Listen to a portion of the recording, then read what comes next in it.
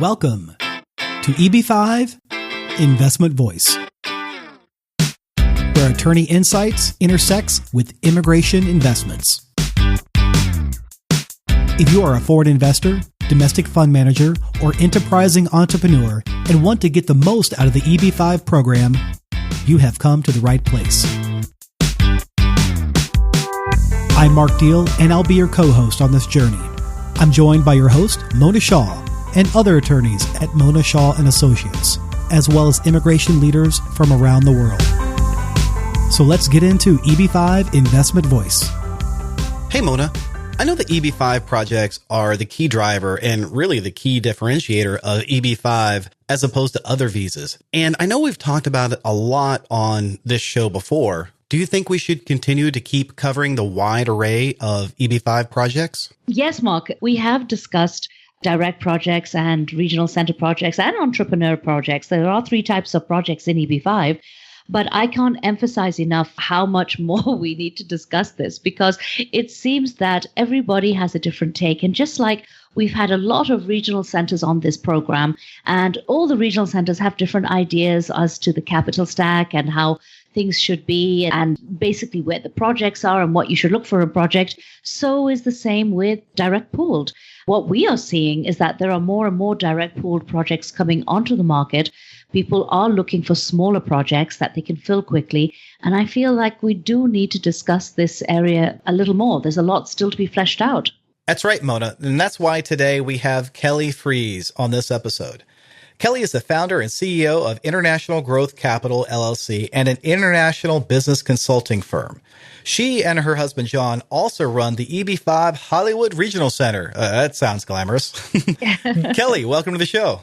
Hi, thanks for having me. Thanks for coming on. Kelly, it's great to have you on. And I've really enjoyed whenever we've discussed is your different perspective to everything. So we would like to pick your brain a little on this podcast and talk to you a little bit today about direct pooled projects, not so much about regional center projects. Sounds great. Kelly, how much experience have you had in this area? I've been working in direct EB-5 for over 13 years. I started off helping out private investors, making small going concern businesses, helping them with expansion via direct payroll jobs. And so that evolved into my involvement with larger companies that were looking to expand and create jobs, as well as the regional center program. Well, I actually do like direct pool jobs a lot, direct pool projects. I have my own reasons, but I feel in many ways the size and the structure actually favors investors. I couldn't agree with you more. I think there is a great deal of transparency that organically evolves out of a direct pooled project. Exactly. When you really have the owner of the company showing the payroll receipts from ADP or their preferred payroll provider, and you have all of those things showing through the accounting and cash flow reports, you really get a different level of looking at the business and seeing how everything transpires and how it's made. So some people are much more comfortable with that versus the, indirect space. So we really like that they can see, touch, and feel all those numbers. And also that the NCE, the new commercial enterprise, is oftentimes the same as the JCE, the job creating entity. Right. Well, what that actually means for our listeners is that if an investor comes in and invests within a direct pooled, they are part of the same entity which holds the assets and that has the actual money set out to create the jobs. It's more like your real EB-5, so to speak. Right. And I like the way Kelly Freis has put it. You really get the feeling, as she says, the touch and feel of the project, whereas a large regional center, you're in a different entity. You may not feel everything, but it sounds like there's a direct line of sight in, these direct pooled projects. Well, Mark, we're seeing, as I said earlier, we're seeing a lot more of these now. One of the reasons are practicality, because the investor pool has shrunk a little bit without having China in there. I feel that a lot of investors are more comfortable in a smaller project, which can easily be filled up. Right. Kelly, you've got a lot of experience in bringing in investors. How are you noticing the investors' attitude towards direct pooled? Do you have to educate them more? We do have to educate them on which jobs count and how those pertain to what's turned into the United States government. Specifically, that means that there's no economist report. So once we get over those educational hurdles, again, the fact that the project could be smaller and more compact, it brings about another added benefit that if a pooled project is only $10 million per se, that's only 20 people. So instead of investors number 1 through 5 being really concerned that the project might not get completed or that investor 50 through 100 might not file for years later, this really eliminates a lot of different variables and a lot of fear factors that have been raising in the marketplace, especially with the limited investor pool that you're speaking of. You wouldn't want to go into a project thinking that, oh, I'm going to file and then the project's going to be completed in a year if it's not. So we really like that added protection. No, that's right. And we had David Herson on the show some time back, and he also emphasized that he does like direct projects. One of the main reasons is that it's easier to add on a job, which you can't do with an economic report and a regional center sort of setup. As long as we are very focused as to whether or not the position has been created. But if the position has been created, we can add the jobs. Right, that's correct. And I love working with David. I've worked with him for many years. Well, you've been in the industry for quite some time as well, and you're out on the West Coast with David. Are you on the West Coast right now? I'm actually on the East Coast for a couple of weeks, and then I'll go back when school starts. So, Kelly, looking at your resume here, now you have 20 years of experience in international business consulting. And as you mentioned earlier at the top of the show, you have 13 years experience doing these direct pooled projects. You know, I'm also looking at this, and it seems like you've got a recent focus on companies that strive for essentially what you're calling rapid growth and job creation. But, you know, when I think of EB-5 projects, I think of big real estate projects, and I don't always think of those as rapid growth and job creation.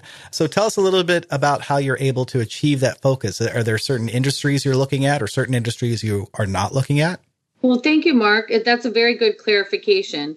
We did and we still do the larger real estate projects, but what we found, especially in the economy and trying to help businesses get on their feet, is those type of projects really left a need for what we would call smaller entrepreneurial companies that were, say, going concerns of $5 million plus. They really could use some extra help where they could get some money that's a little bit more favorable than a bank, a little bit less onerous terms than, say, mezzanine capital or other expansion capital. And they really could use a little bit of support. Sometimes that support comes in the form of friendly advice and capital from a foreigner. So we developed a proprietary methodology whereby we could market our projects in direct spaces where the foreign countries have a special need for those type of projects. What that means is we found a direct need for manufacturing, for restaurant franchises, and for some other boutique businesses, and we made a direct correlation to where those industries were popular overseas.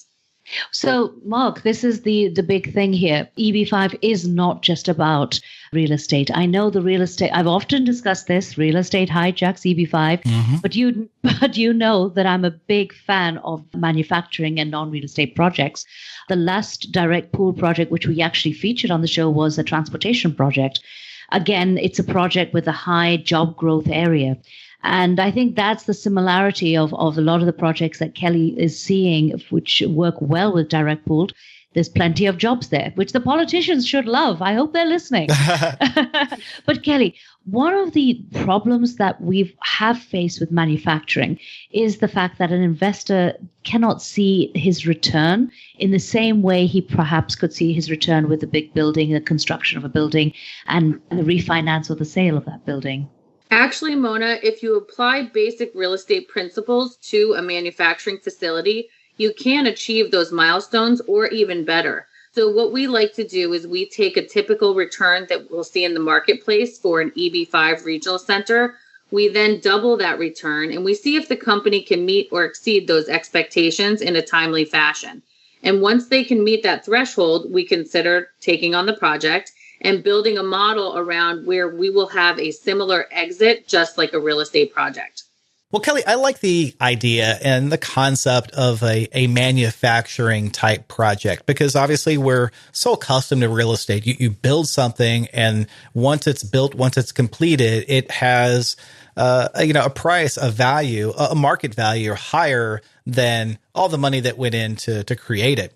When we talked to a direct pool before, as Mona mentioned, it was in the transportation sector. So it was essentially a service where people were providing a service for pay. And obviously those people were jobs and they got paid to do that job. But, the idea and the concept of a manufacturing project sounds great to me because you're taking people, it's direct jobs, they're actually working, they're creating something, maybe not a huge resort or a big high-rise hotel, but something smaller that could be sold then. It could be sold 6 months from then or a year from then. It can go into inventory. There can be adjustments for market prices. So those jobs in the area of transportation, if somebody's performing a service, but no one's consuming that service right then and there, that's a lost opportunity. But in manufacturing, you can play with inventory and production rates. Anyway, I'll stop there because obviously you know a lot more about this than I do. So tell us a little bit about these manufacturing type projects. Am I on the right path here or am I completely off base? Mark, you're catching on faster than anyone. I think you're really getting to the heart of some of these key subjects that are at hand. And what I really like is that you're thinking down the path of actually creating something that's more of a commodity or an asset. So with that being said, I'd like to tell you that the things I'm concerned about in a business are the balance sheet and enterprise value. The balance sheet correlates directly to the assets. So that's your collateral. That's what's going to give you the foundation where your EB-5 jobs will be safe and the investor's investment is safe. The enterprise value is very significant because that's how they're going to achieve their exit. So you can look at that. And if you have a going concern business that's creating enterprise value, creating something of value, they can actually sell that for a multiple, which is similar how you see in the real estate business. Right. So you really can drive that return and drive that into something that's more valuable at the end. We really like to look at things where 2 + 2 is 8. We like things that are where the whole is greater than the sum of the parts. And you can really see that when you have inventory. I'm a huge, huge fan of inventory. We like to have inventory in the factory to make the goods. We like to have inventory of different parts that assemble together, make our products. And we like to have inventory of product that's going out to the door to our customers. Those are all assets that end up on the balance sheet. And those give you a safe, real business that you can make your own assessment and say, hey, we're doing a great job here. We have assets, we're creating jobs, and we have a very high probability that we will be able to sell or exit this company at some point. Kelly, that's a great point, but there are 2 points from that. Number one, I think it's very important that our listeners and anybody who was thinking of investing should be realistic. You do not have a good balance sheet, so to speak, initially. It does take 2 to 3 to 4 years for any business to have the numbers that you really want to see. But that is also the case for real estate. And the second part, that point that I really want to bring out is that what we have been finding over the years, and we have a lot of experience in real estate projects, is the inflation of the budget for construction. When your budget for construction is overinflated, the jobs are just not there. And it can lead to all kinds of issues and problems later. Well, that's a good point. But you agree, though, right, Kelly, that it does take time for a business to start showing those figures. You're not going to get, especially if you're using EB-5, you're not necessarily going to get the balance sheet you want to see straight up.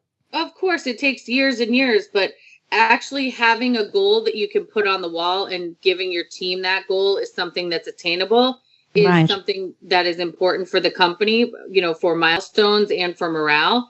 Whereas if we were just providing a service, if people were just providing a service on any given entity, then they wouldn't necessarily be able to add up items towards inventory at any point in time. If I may interject, it may sound that on the balance sheet, when you're looking at your assets and your liabilities, sure, you're coming up with a lot of liabilities up front because you have materials, you have processes, you have things you have to invest in. Mona, that sounds just like a large real estate project as well. It takes time to build a large resort or a tall hotel. And that same thing holds true before people start using it, before they can turn around and sell it. You got to put a lot into it. Another thing I kind of Oh, I sound like I'm already a fan of Kelly Freis, and I've just got to know her on this episode. Something else I like about this is real estate is tied to that estate, to that location, where, manufacturing, depending on what you're what you're actually constructing, could probably, transport around different locations or even across international borders. So other people could enjoy that. Where a real estate project, you have to come to that location to enjoy it. So that way it's a little bit more flexible. But I'm going to stop because I'm putting words in Kelly's mouth. Kelly, why don't you give us an example? It's always easier for our audience to actually, when we are talking about a topic, if you actually come to a physical example, give us an example of a project, a manufacturing project that you do like.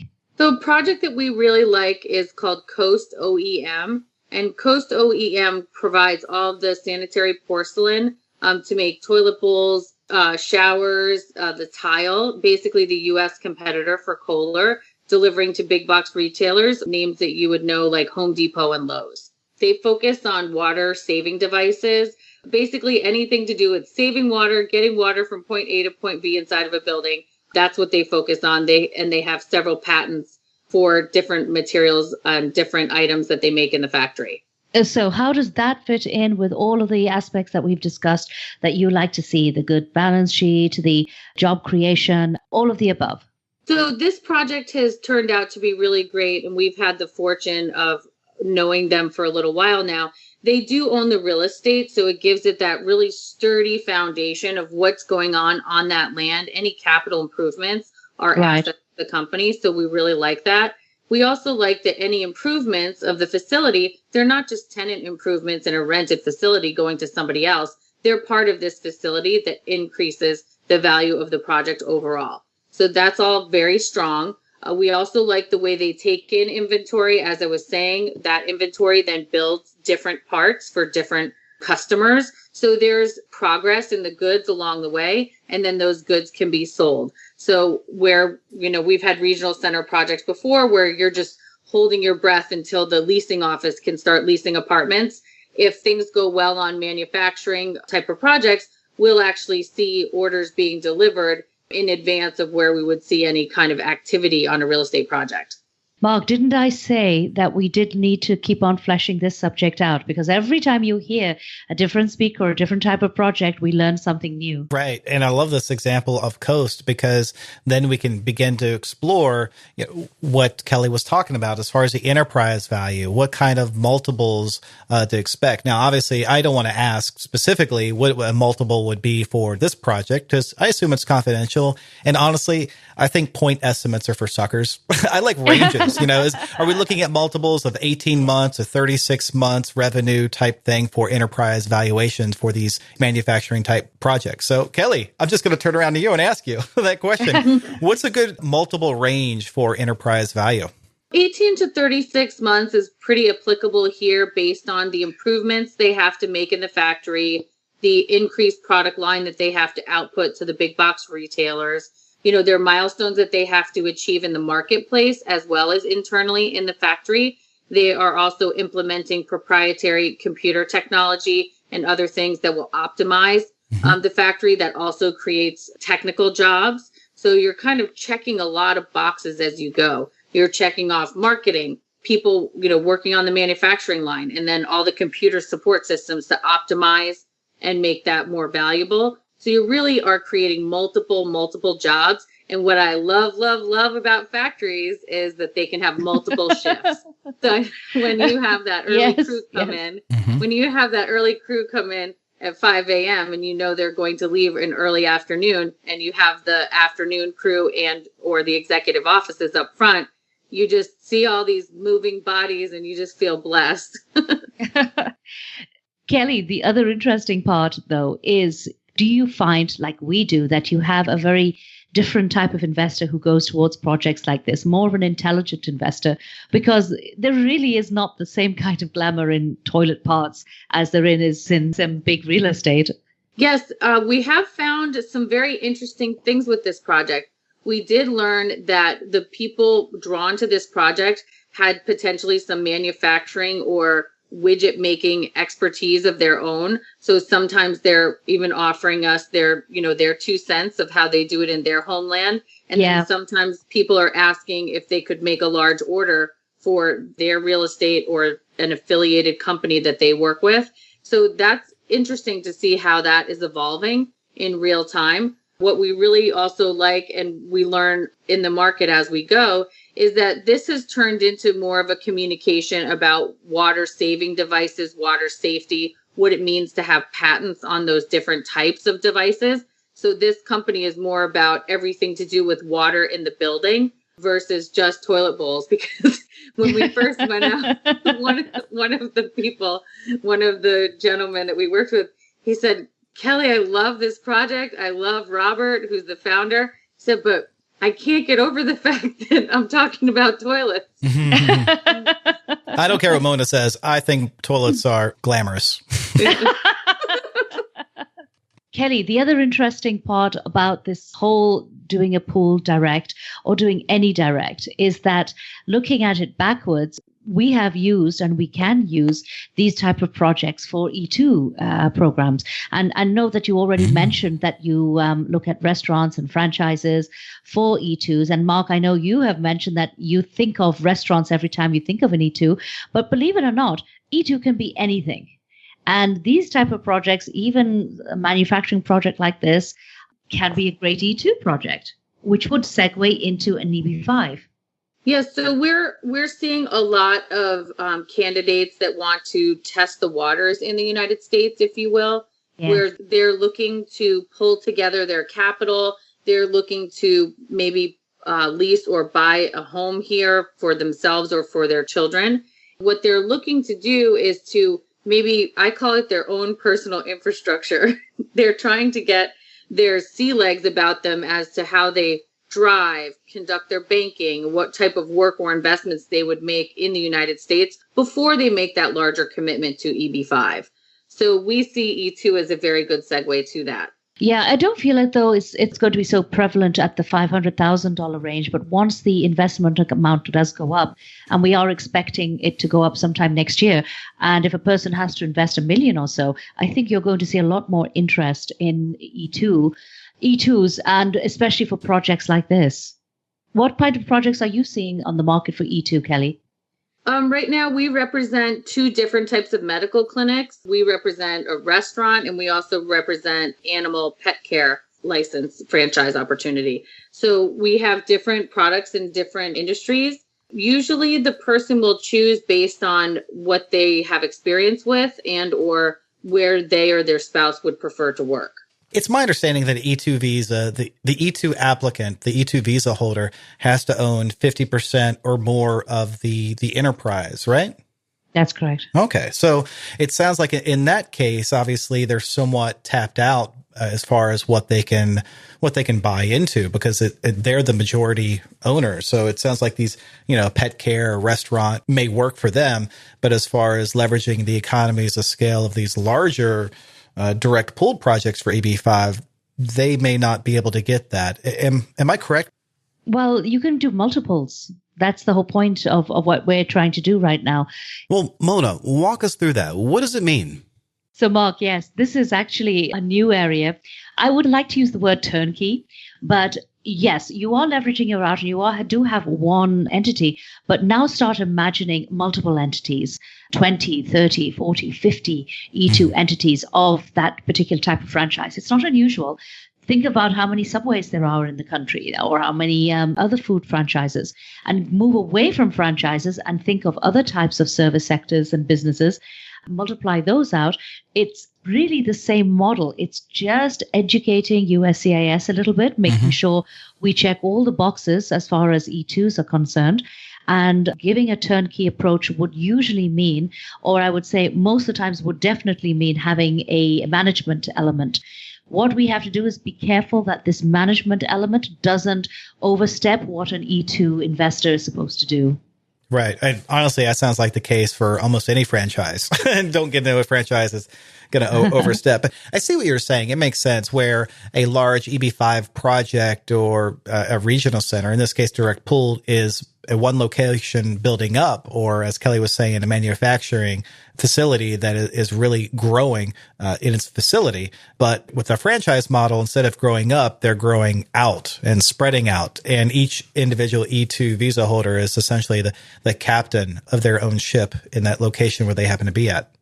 Well, that's what the similarity is between that and the direct EB-5, because they're captains of their own ship in that one as well.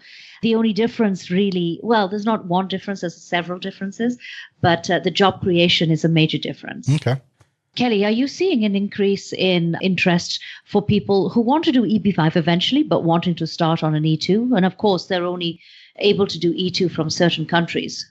Yes, we're seeing a dramatic increase in the level of E2 interest because, as we spoke about, it's a stepping stone or segue to EB-5. But also what we're finding that the E2 has a more concrete point of entry and that people can actually facilitate and memorialize a relationship with a company in an expansion model before they would be able to gather all their documents and do everything that's required for EB-5. So the fact that E2 is a little more flexible on what I would call an onboarding perspective. Yeah, we're seeing that people can get engaged. They can get to know U.S. business owners. They can get to know the team of people that would do their paperwork for their application processing and build a rapport and a trust there. And we're finding that to actually be a very positive and organic methodology, whether or not they decide to do EB-5 in the future.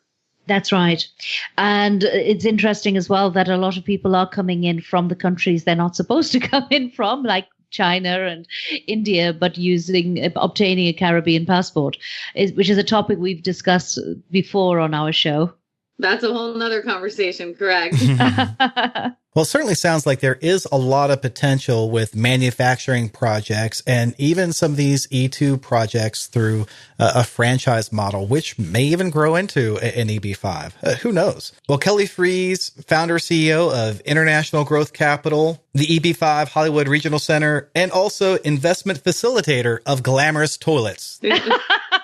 Thank you so much for coming on EB-5 Investment Voice. Thank you so much for having me. Thank you. Thank you for being with us today on EB-5 Investment Voice. The topics presented in this podcast is informational in nature and is not to be taken as specific legal advice. If you have questions on the topics presented in this episode or other investment immigration needs, please contact Mona Shaw and Associates.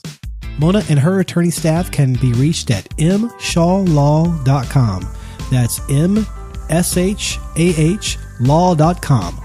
Make sure you don't miss our next episode focusing on a different aspect of the EB-5 program by subscribing to the podcast. While you're at it, leave us a rating on iTunes. If you really found this episode valuable, share it with someone else that could benefit from this information. Until then, I'll see you on the next episode of EB-5 Investment Voice.